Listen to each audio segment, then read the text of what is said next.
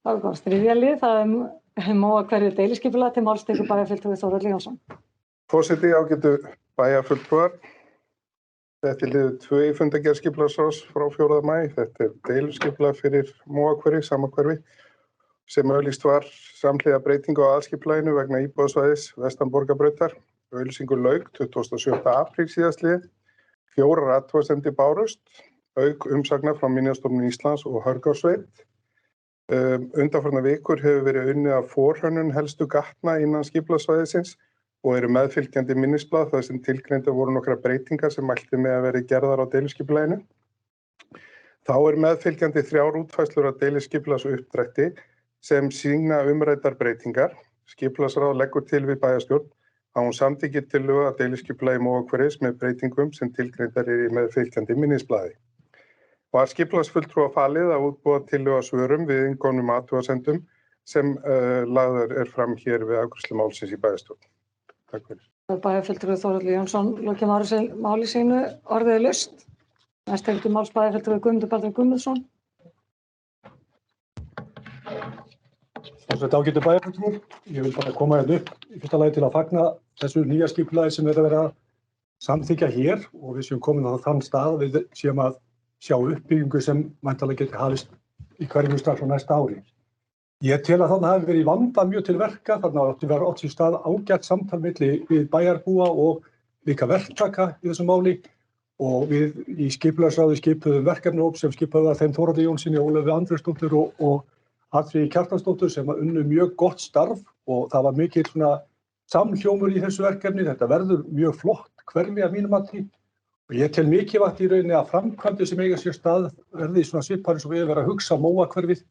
Það er að segja að það verði einungis óverulega breytingar að ræða þegar menn eru að fara að byggja þarna. Þannig við séum ekki að sjá miklar breytingar frá því skipulagi sem er lagt fram vegna þess að það er mikilvægt í rauninni að fólk geti gengið út frá því vísu sem að þarna er verið að fara að framkvæma.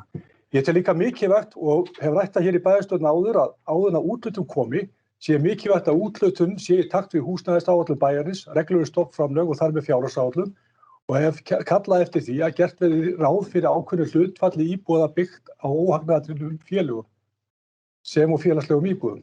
Og ég skora bara á þá sem að hér sitja sem væntanlega verði í bæjarstjórn á næsta kjörtímabili og viðtakandi bæjarstjórn að hafa það í huga þegar áður kemur til úthlutunar í hverfinu. Takk fyrir.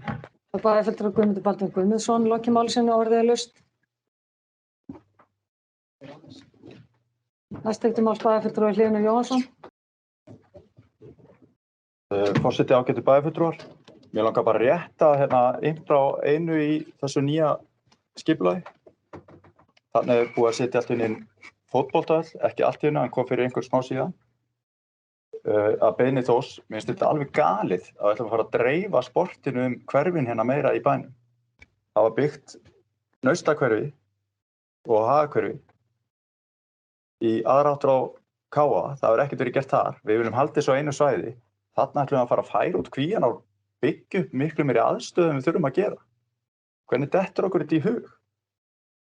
Þetta er algjörlega galið og við erum að taka þetta strax út og setja upp íbúðir hérna. Takk. Bæjarfulltrúi Hlynur Jóhannsson lokið máli sínu, næst tekur máls bæjarfulltrúi Þórhall Jónsson. Forseti, ágætu bæjarfulltrúar.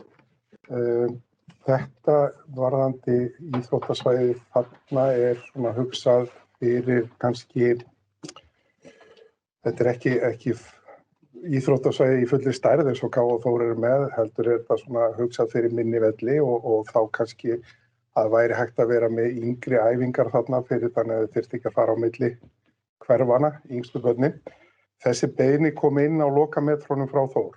Við erum búin að gera ráð fyrir nánast öllu að við töldum í þessu ágæta hverfi og það var ekki talið þörf á því að hafa íþróttasvæði þarna fyrir fótbolta í þessu tilfelli og við vorum búin að teikna þarna hús á þessu reit. Það er þarna leiksvæði og það er þarna kálgarður og það er svona hugsað fyrir allflestu en á síðustu metrónum þá fengum við bréf frá stjórn Þórs sem að þeir óskuðu eftir og við tókum tillit til og settum inn á þessum tíma þarna og gerðum ráð fyrir skipulagi að það væri hægt að vera með lítið hús þarna og æfingaaðstöðu fyrir þá yngri krakka. Þetta svona, þeir voru svona að spá í sko að þegar að fjölgunir í hverfinu að væri möguleiki að vera þarna líka. En varðandi Káa og uppbygginguna á Káasvæðinu og Hagahverfi og þar, að þá gert ráð fyrir íþróttasvæði þar líka í aðalskipulagi. Þannig að Káa hefur svo sem lýst í yfir að þeir hafa engan áhuga á því svæði. Þannig að þess vegna hef ég talað fyrir því á næsta kjörtímabili að við tökum upp aðalskipulagið og skipuleggjum íbúabyggð á því svæði sem frátekið þar upp frá og nýtum þá innviði sem eru komnir, Kjarnagötuna og það, til þess að bara flýta fyrir uppbyggingu og eiga þá meiri lager af lóðum eða svo má orða. Ég ætla að vona að þetta útskýri þetta einhver leyti. Takk fyrir. Það er bæjarfulltrúi Þórhallur Jónsson lokið máli sínu. Orðið er laust. Fleiri hafa ekki hvað sér hljóðs til þess að geta samþykkt þetta til þessa breytingu, gefa merki. Það eru 10 móti. Nú situr ekki. Það eru 11, varstu með? Og ég sá bara ekki hendina, það er Gunni skyggir svo á. Gunni skyggði á þig, það eru 11 sem samþykkja.